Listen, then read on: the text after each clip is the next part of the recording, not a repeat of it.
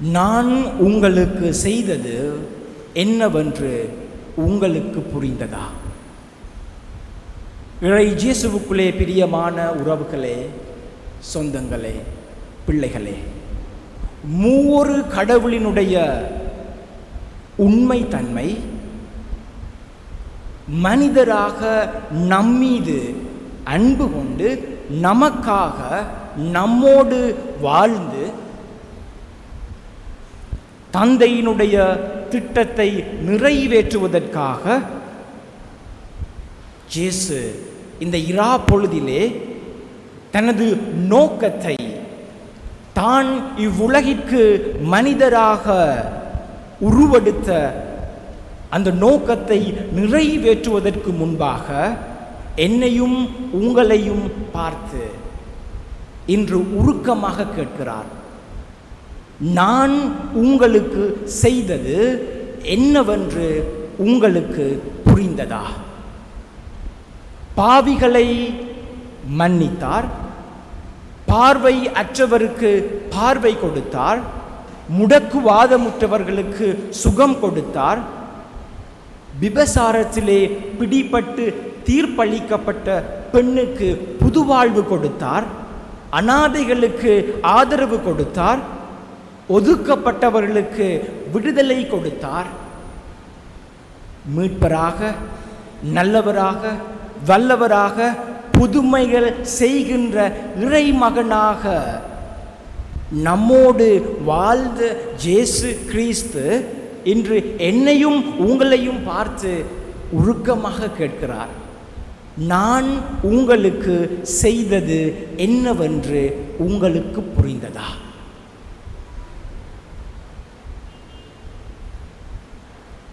உலகில் வாழ்ந்து தமக்குரியோர் மேல் அன்பு கொண்டிருந்த அவர் அவர்கள் மேல் இறுதி வரையும் அன்பு செலுத்தினார். பிரியமான சகோதர சகோதரிகளே, நம்முடைய இறைவன் தன்னுடைய நோக்கத்தை நிறைவேற்றுவதற்கு முன்பாக நமக்கு விட்டு செல்கின்ற, நமக்கு எடுத்து காட்டுகின்ற உண்மை இதுதான். இதைதான் அவர் நம்மிடத்திலே, கிறிஸ்தவர்களாகிய கிறிஸ்தவ குடும்பமாகிய நம்மிடத்திலே வாழ அழைக்கின்றார். அது என்னவென்றால், உலகில் வாழ்ந்து தமக்குரியோர் மேல் அன்பு கொண்டிருந்த அவர் அவர்கள் மேல் இறுதி வரையும் அன்பு செலுத்தினார். அவர் இறுதி வரையும் அன்பு செலுத்தினார்.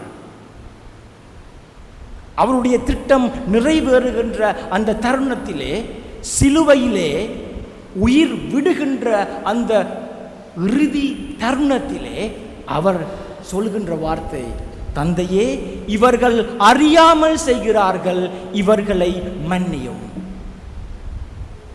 தந்தையே, இவர்கள் அறியாமல் செய்கிறார்கள், இவர்களை மன்னியும்.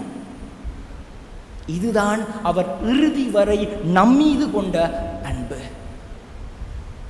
இயேசுவினுடைய இந்த அன்பை அனுபவித்த பவுலடிகளார் இவ்வாறு அதை வர்ணிக்கிறார். நான் மானிட மொழிகளிலும் வானதூதரின் மொழிகளிலும் பேசினாலும் அன்பு எனக்கு இல்லையேல் ஒலிக்கும் வெண்கலமும் ஓசையிடும் தாளமும் போலாவேன். இறைவாக்கு உரைக்கும் வரங்கள் எனக்கு இருப்பினும், அறிவெல்லாம் பெற்றிருப்பினும், மலைகளை இடம்பெயர செய்யும் அளவுக்கு நிறைந்த நம்பிக்கை கொண்டிருப்பினும், என்னிடம் அன்பு இல்லையேல் நான் ஒன்றுமில்லை. ஆகவே நம்பிக்கை, எதிர்நோக்கு, அன்பு ஆகிய மூன்றுமே நிலையாய் உள்ளன. இவற்றுள் அன்பே தலை சிறந்தது. இயேசுவினுடைய இந்த இறுதி ராப்போசன வேளையிலே அவர் விட்டு சென்ற அந்த அன்பு உண்மையான அன்பு, தன்னலமற்ற அன்பு, சுயநலமற்ற அன்பு. அதைதான் அவர் இன்று நானும் நீங்களும் வாழ வேண்டும் என்று சொல்லி இந்த இரா பொழுதினிலே தன்னுடைய சீடர்களுடைய பாதங்களை கழுவி எடுத்து காட்டுகிறார். குருக்களாகிய எங்களுக்கும் இறை மக்களாகிய உங்களுக்கும் அவர் விடுக்கின்ற அழைப்பும் அதுதான். இன்று நம்மிலே எத்தனை பேர் நம்முடைய அன்பு ஒரு கணவராக மனைவியிடத்திலே, மனைவியாக கணவரிடத்திலே, பிள்ளைகள் பெற்றோரிடத்திலே, நாம் வேலை செய்கின்ற அலுவலகங்கள், நமது பங்கிலே நமது அன்பு உண்மையான அன்பாக இருக்கிறது. தன்னலமற்ற, சுயநலமற்ற, பொறாமை கொள்ளாத, இருமாப்பு கொள்ளாத, பிறர் நலம் உள்ள அன்பாக, கிறிஸ்து விட்டு சென்ற அன்பாக இருக்கிறது. அதைதான் இன்று இந்த பெரிய வியாழன் அன்று இயேசு நமக்கு செய்து காட்டினார். அதைதான் அவர் நமக்கு விடுக்கின்ற உருக்கமான அழைப்பும். பிரியமான உறவுகளே, அதுதான், நான் உங்களுக்கு செய்தது என்னவென்று உங்களுக்கு புரிந்ததா?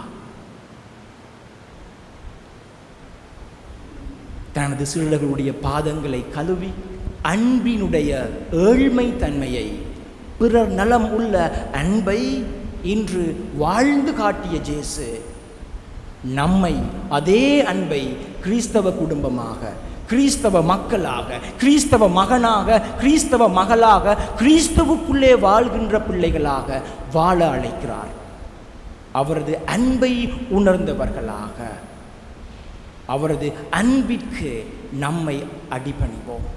அவரது அன்பை இன்றைய நாளிலே நமது குடும்பங்களுக்கும் நமது தனிப்பட்ட வாழ்விற்கும் எடுத்து செல்ல இந்த இரவு திருப்பலியிலே இறைவனுடைய அன்பை கேட்டு மன்றாடி செபிப்போம். ஆமென்.